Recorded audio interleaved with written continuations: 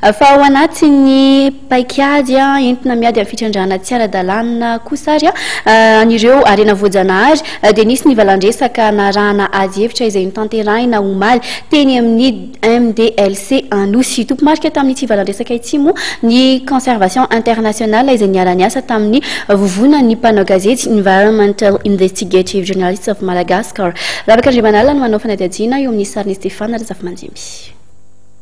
Samy niaiky avokoa na ny solotena ny ministère tontolo iainana na ny avy amin'ny ministère ny fitsarana na ihany koa solotena avy amin'ny aviation civile de Madagascar eny fa ny avy amin'ny firaisamoam-pirenena nandritra ny valandresaka ny arahana ady hevitra ny resahana indrindra ny forongatra ny fitrandrana tsokosoko ro Arena Voajanahary teto Madagasikara notanterahana teny amin'ny MDLC Anosy omaly fa mbola mitony fitrandrana tsy ara-dalàna ny Arena Voajanahary na dia eo aza ny lalàna maninjika izany fitrandrana izany. Aloha hevitra tamin'ity fiainana omaly ity ny hoe paikady entina miaro ny Arena Voajanahary manoloana ny fitrandrana tsy ara-dalàna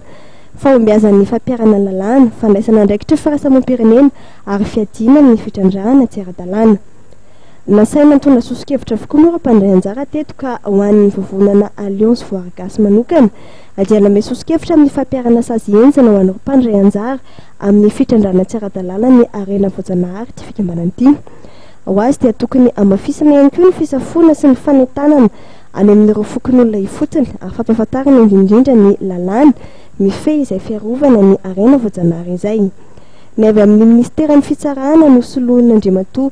Boba Marius mpitsara tena teto dia nanambara fa azo atao tsara ny mampitombo ny sazy famaizana nanome sosokevitra ny anokafana fitsarana manokana mandray tanana ny raharaha mahakasika ny fitrandrana Arena Voajanahary ny tenany ary nanentana ny vahoaka ho say ampafantatra tranga fitrandrahana tsy ara-dalàna na anao dénonciation satria dia fomba iray ahafahana manokatra fanadiadiana avy hatrany ary mahazo fiarovana feno tanteraka ny vavolombelona ao anatin'izany.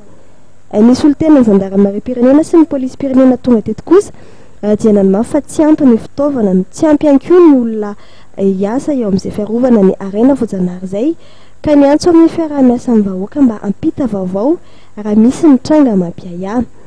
Ny mpanao gazety isan'ny Fandriamanarivo sy Tantely Rasoaneva izay avy amin'ny vovonan'ny mpanao gazety